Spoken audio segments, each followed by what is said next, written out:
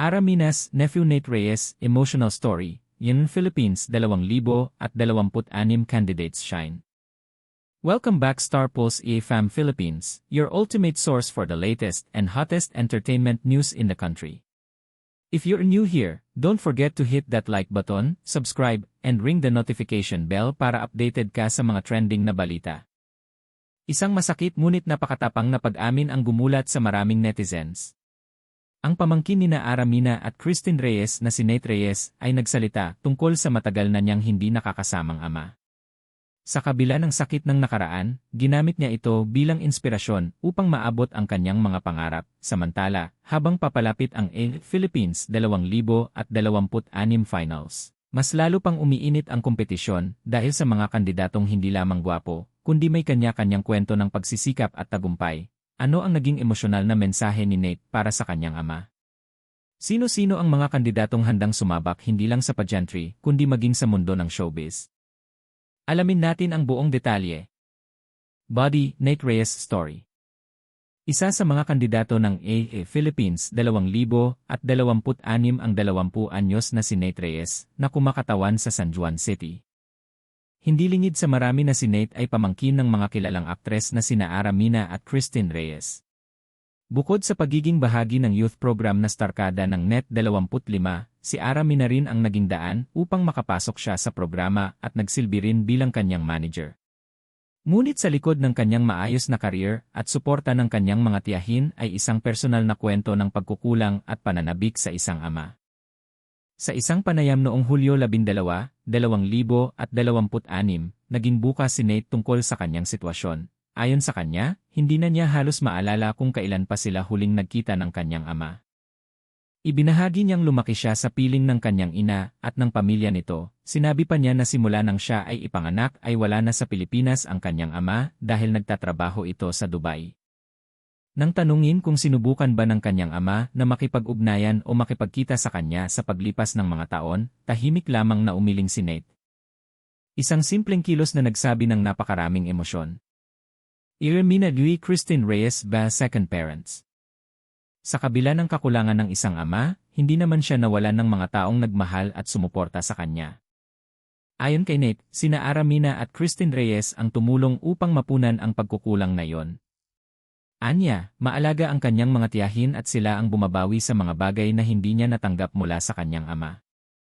Maraming netizens ang humanga sa dalawang aktres dahil sa ipinakita nilang pagmamahal sa kanilang pamangkin.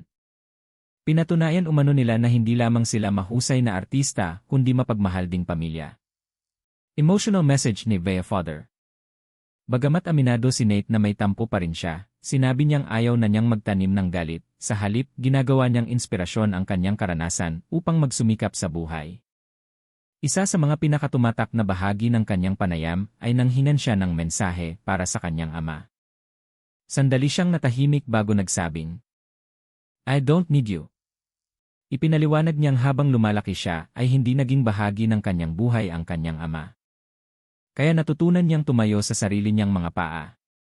Bagamat maikli ang kanyang naging pahayag, dama ng marami ang sakit, katatagan, at pagtanggap na kanyang pinagdaraanan.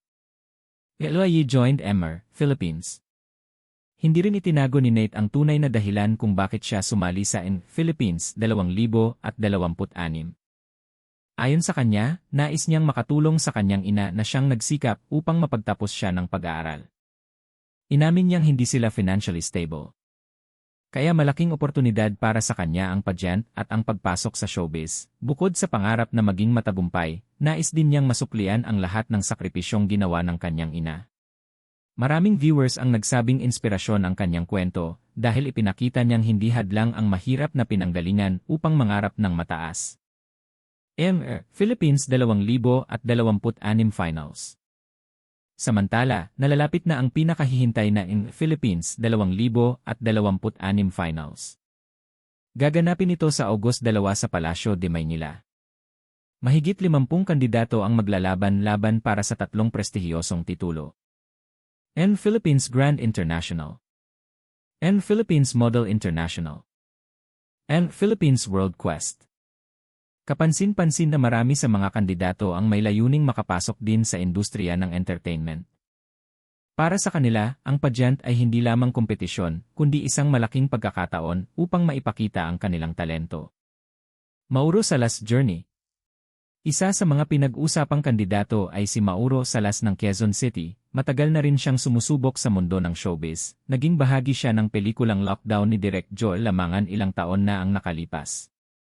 Ngayon ay mapapanood naman siya sa Ilra movie na Haplos ni Milagros na nakatakdang mag-stream sa Agosto 21. Ayon kay Mauro, mas naging komportable na siyang gumawa ng mas mature na roles. Gayunpaman, nilinaw niyang may personal siyang limitasyon pagdating sa mga proyektong hindi siya komportable, habang ipinahayag din ang kanyang respeto at suporta sa Lubkia Panandang Pandagdag community. Bago pa man ang kanyang acting career, naging miyembro rin siya ng isang C-pop boy group, dahilan upang mahubog ang kanyang kumpiyansa sa pagpe-perform. Nico Valdez Denizandro Sales. Isa pang kandidatong aktibo rin sa showbiz ay si Nico Valdez, na kasalukuyang napapanood sa Ulra film na Booking. Samantala, si Zandro Celes naman ay unti-unti nang nakikilala matapos siyang mapabilang sa mga artistang kinuha ng Regal Entertainment matapos ang kanyang pagsali sa Emer Grand Philippines 2024. Ibinahagi ni Zandro na isa sa pinakanagustuhan niya sa industriya ay ang pagkakataong makatrabaho ang mga veteranong artista.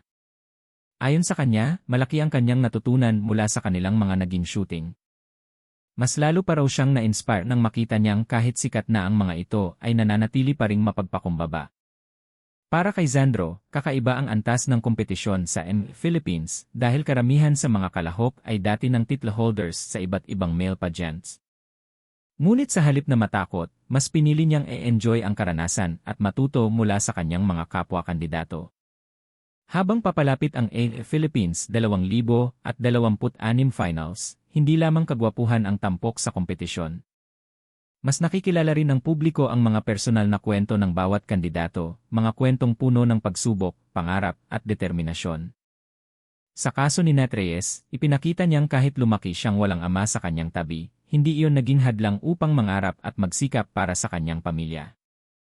Sa tulong ng kanyang ina, pati na rin ang suporta ni Ara Mina at Christine Reyes, patuloy niyang binubuo ang kanyang sariling pangalan.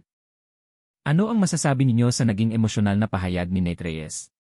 Sa tingin niyo ba ay magiging malaking inspirasyon ang kanyang kwento sa maraming kabataan? At sino sa mga kandidato ng Philippines 2026 ang gusto ninyong suportahan? Ibahagi ang inyong opinyon sa comment section. Kung nagustuhan niyo ang video na ito, huwag kalimutang like, share, at subscribe sa aming channel. Pindutin na rin ang notification bell para lagi kayong updated sa mga pinakabagong balita sa showbiz, pageantry, at entertainment. Maraming salamat sa panonood at magkita-kita tayong muli sa susunod na video.